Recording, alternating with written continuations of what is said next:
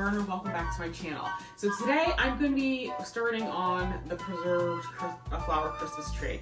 I'm sure you guys, some of you guys have been following me on Instagram, and so you probably saw that in my one closet I did a bunch of chrysanthemums that I was air drying upside down. So here are some of them right here. This is the Emperor of China chrysanthemum. I'll try to post a picture of what it looks like when it's not dried. But that's the one, that's what this one is. As you can imagine, dry flowers are very fragile. These actually came out better than I thought. Some of the other ones that are in there are like, I want to say maybe football chrysanthemums, and to me, they did not come out well. As a matter of fact, let me go get one and show you. Okay guys, so here's one of the football chrysanthemums.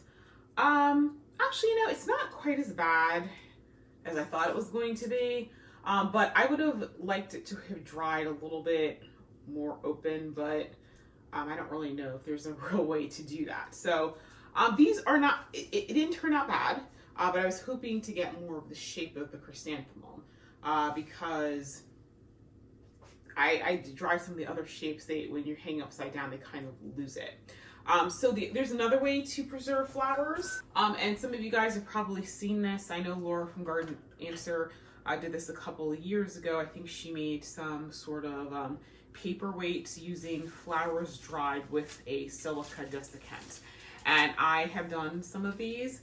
This right here is one of the peonies that I had this year, and I dried it.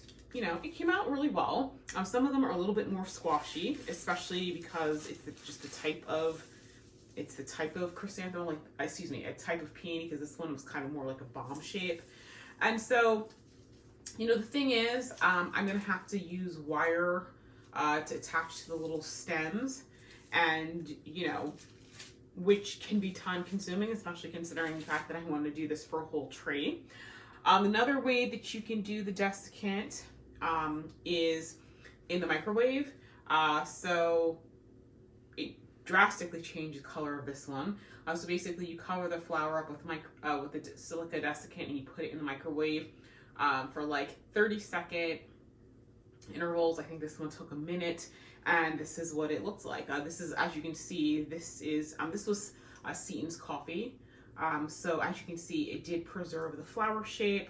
I also did some of the pink fleece that's an anemone style, and it did pretty good. But once again, with the amount of flowers that I had, trying to do that many in the microwave, I literally would have been in front of the microwave for like 8 hours.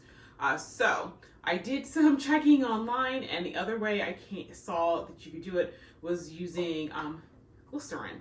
So glycerin is, there's a couple different types. There is a food grade glycerin, because you can, I think they do use it in baked goods, like if they're making maybe like, you know, frostings, they can use glycerin because it adds sweetness. There's a food grade, and then there's also a cosmetic grade. So if you go into a craft store, if you're looking to do things like make a bar of soap, you're going to use glycerin in that. Okay, so with the glycerin, my understanding of the ratio that you're supposed to use glycerin to water, because that's what you're going to mix it up is 1 to 2. So 1 part glycerin to 2 parts water. The other thing in the instructions is that you do need to use food coloring, because this process is going to change the color of the flowers. And so I have lots of food coloring. One of my other hobbies is cake decorating, and so I would use a Color food gel. Okay guys, so first things first, let's go ahead and prep the jars. So I've got my glycerin here, I've got some containers of water, and I've got a measuring cup. So like I said, the ratio is 1 to 2. So I'm gonna put 2 of these in here.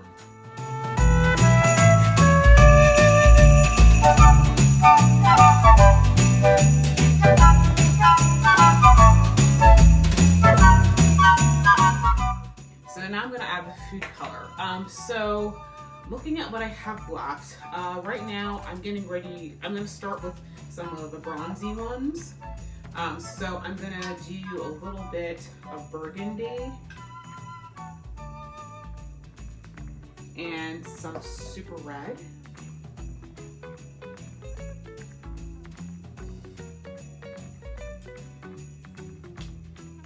And you know what? I'm just gonna add a touch of orange. Ooh, that was a little looser than I thought.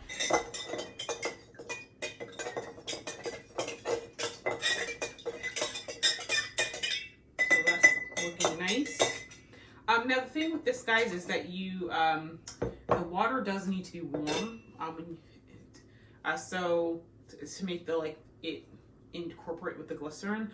So I'm going to add the glycerin to each jar, but then I'm going to put it in the microwave for a little bit so that it actually all mixes.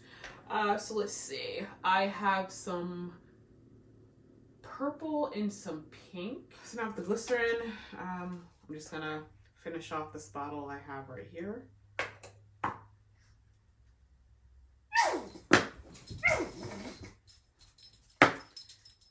Guys, if you hear a noise, it's my dog. He's not happy with the sounds that bottle was making. Okay, so we got one in here.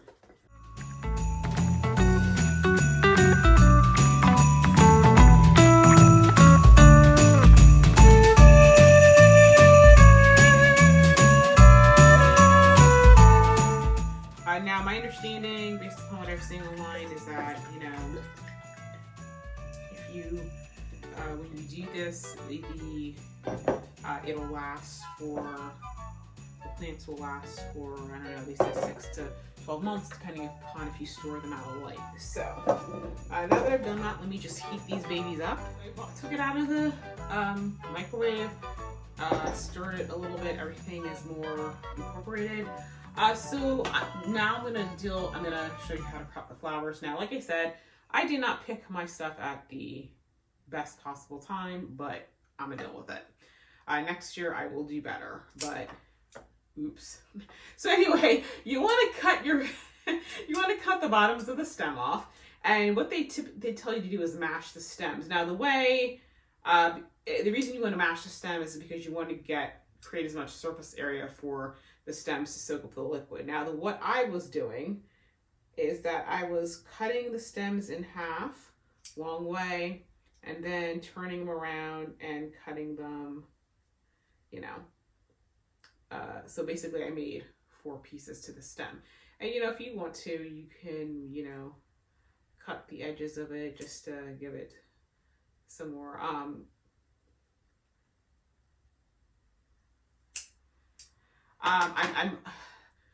next year, like I said, I'll do better. I'm actually thinking about going to get some fresh flowers from the grocery store and trying it with those, since those will be in much better condition, and I think I'll have much better results. Okay, so the cups are completely submerged, and so I'm going to do the next one like this. The other thing that I'm going to do for next year, like this one. Actually, before I get into that story, this one is so badly damaged that I'm just going to take these 2 off and I'll just compost those. But what I was going to say is that for next year, what I'm thinking about doing is I think I'm going to disbud the plants heavily so I can get a bigger flower head.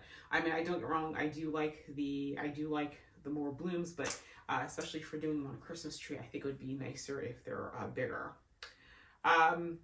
The other thing that I would do differently for next year is that if I'm going to do the air drying method, which actually did work a little better than I was thinking it did, I think what I'm going to do is actually make a bouquet and tie it off and then dry it like that, because the way those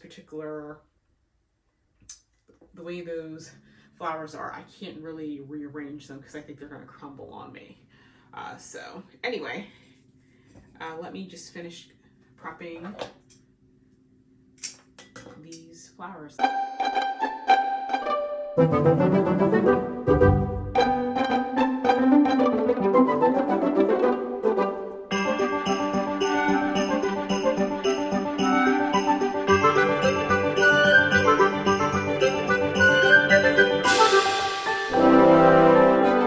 Okay guys, so here is the red bronze one.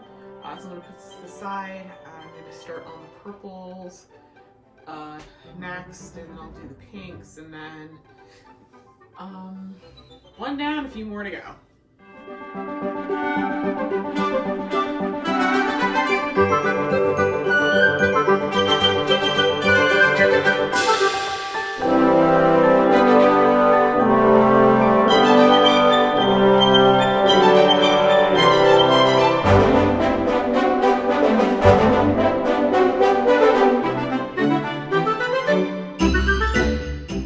Voila! So anyway, guys, that is it for today's video. So I did as many as I could. The side that's over here, these were air drying in the vases, and some of them are actually keeping their form really, really well. And so rather than, you know, what I did is I just poured the water out and I'll let them continue to air dry to see what happens and how it looks. Like I said, this is an experiment, so I don't know which one I'm going to prefer better. I'll see how it all looks, how it all works when I'm trying to arrange it. I do have some that are in desiccant right now, and so I'll take those out in a couple weeks. So I would anticipate probably around mid-December is when I'll be able to put them on the tree. And so right now I'm just going to leave this here. This is going to be my flower drying station in the kitchen, and we'll see how this goes. But I guess before I close the video out, I should probably show you where the floral Christmas tree is going to be. So let me show you that now. The 9-foot tree. This is going to be the preserved flower tree. This was a pre-lit 9-foot tree. The middle section, for whatever reason, died. And so now I have to add additional lights, which I did, but they got all messed up because I had to take the tree apart a couple of times to get like the rug and stuff in here. So I'm going to redo that, and then I'll put the dried flowers on it. So anyway, guys, that is it for today's video. So if you're finding my video through a YouTube search, please stick around, hit that subscribe button. If you guys wouldn't mind giving me a thumbs up, because it helps the YouTube algorithm. And I will see you guys in the next video, which hopefully will be showing you the results of this experiment, and hopefully I should be decorating the tray. So see you guys later. Hey guys, it's Brooke here from the Vintage Gardener. Welcome back to my channel. So I'm in my dining room, and I am going to start decorating the preserved flower Christmas tree. Today is raining. I mean, the temperature is nice. Unfortunately, it is raining cats and dogs. So my plan today had been to plant tulip bulbs, but it's raining too much. I'll have to wait till it's not raining. So I'll work on decorating my Christmas tree. So like I said, I'm going to be doing the preserved flower tree. So what I'm going to be working on right now is preparing these dried blossoms. Now this one is a peony. Can't remember which one it was, but I did this in silica desiccant over the summer, and so it is completely dried. It's very pretty. It has a very old-fashioned look. The only thing is that there's a tiny little stem on it. I did do some more since then, and what I did is I actually just left the stems on them, so I don't have to do this. Because what you're going to have to do is you're going to have to use floral wire and floral tape to create a stem that you can like wrap around the branches of the tree, for it to stay put. So you can get floral wire at any craft store. This one, I'm sure you guys can probably see that it's by Wilton. In addition to gardening, I like cake decorating, and so I used to do a lot of like gum paste flowers and that sort of thing, and you would put them on this and hang them upside down to dry. So rather than going to the store and getting some, I'm just using this because I haven't done any cake decorating in quite some time. And this kit also came with some floral tape. So I'm going to break off a piece of that. So basically what I do is I take the flower, just be very gentle with it because it is very crinkly and very brittle. And I try to get the floral tape behind it. And you're gonna have to, oops. Okay, hang on. You might have to put this in your lap like so. and basically put the tape on. You kind of have to jury rig it because it can be a little bit difficult to get it started. Once you get the first thing started, then it becomes a lot easier. Okay, and so, okay, now I got it. Okay.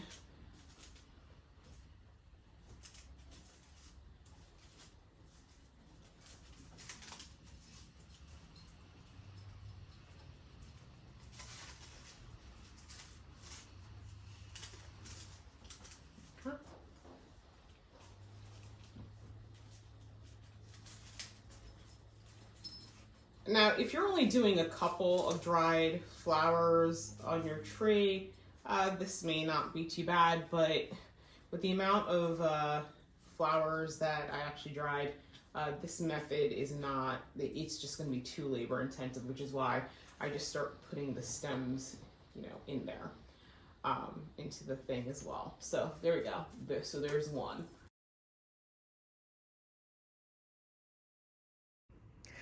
Okay guys, so I did not do that on Timelapse because I'm filming this on my phone and my mom called, and you can talk on the phone or you can film, but you can't do both.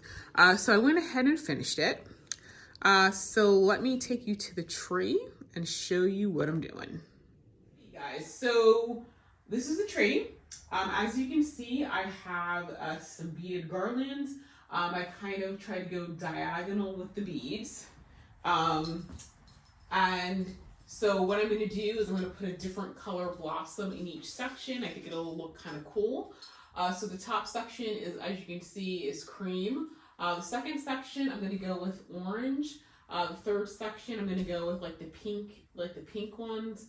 The third section, I have purple, maybe purple, and then, reds, oranges, and then maybe yellows. So, I'll see.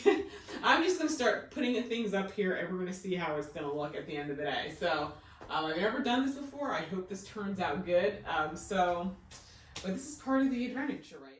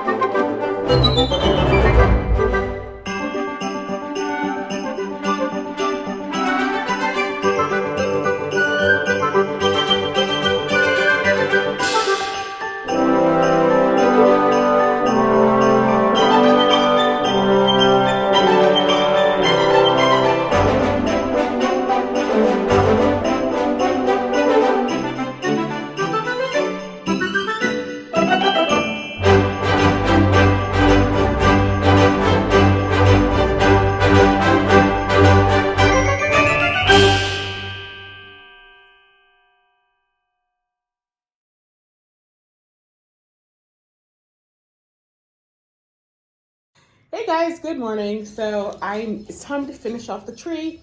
I've got part of it done, and I'm really loving those paintings on the wall. I really need to gild that frame though. But let me show you some of the flowers that I did using the glycerin method. I don't think I did it correctly, but they still came out pretty good because they have the color and everything. So let me turn the camera around. Okay, so here we go. I hung them upside down and they kind of dried out a little bit, but the thing I would say about them is that they do have more color than things that are typically dried out. The colors are definitely a lot more vibrant.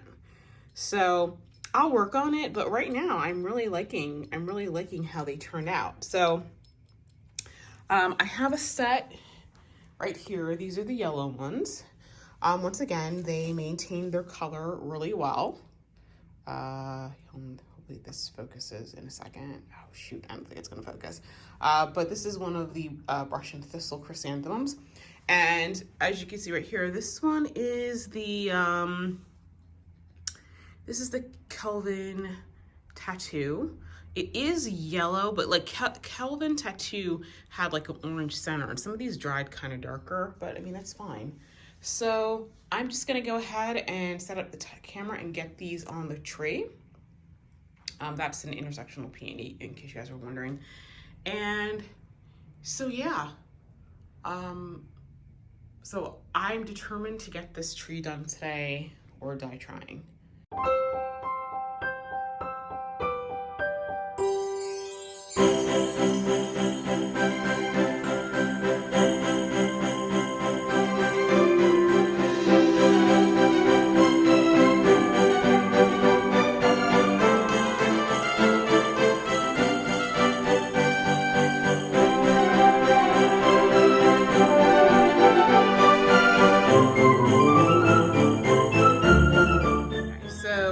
Actually, you know what, in the camera, it actually shows up much better than it does, like, looking at it.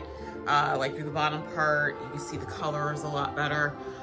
So I'm thinking, so next year I'm planning to get another 9-foot tree for my study, but I'm almost wondering, would these dried flowers, would they pop more if it was on a flocked tree, like what I have in my dining room? But I'm liking it. I really, really do. It's different. No, it's really fun.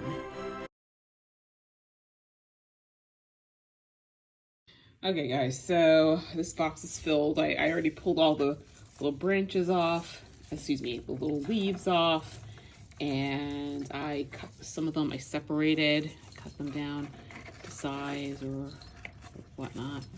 And hang on, I don't know how these got all mixed up in here, but I think next year when I do the dye, I'll just do more pure colors, like pure yellow, pure reds, and that sort of thing. Because I think this that bottom section I used, I think I used a lot of burgundy, because actually I think these were the Kelvin, were these the Kelvin Mandarin? I think these were the Kelvin Mandarin, but I think because I used some things that have a reddish tint, it kind of turned them that color, and I wanted it to be more orange, but you know what, I mean, it's still very pretty.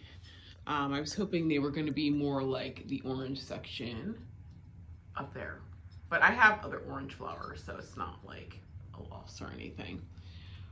So yeah. So actually I still have some more after this, so yeah.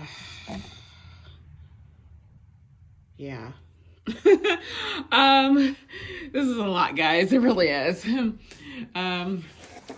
I definitely need to fill in I need more yellow. I think I got more yellow in my closet though.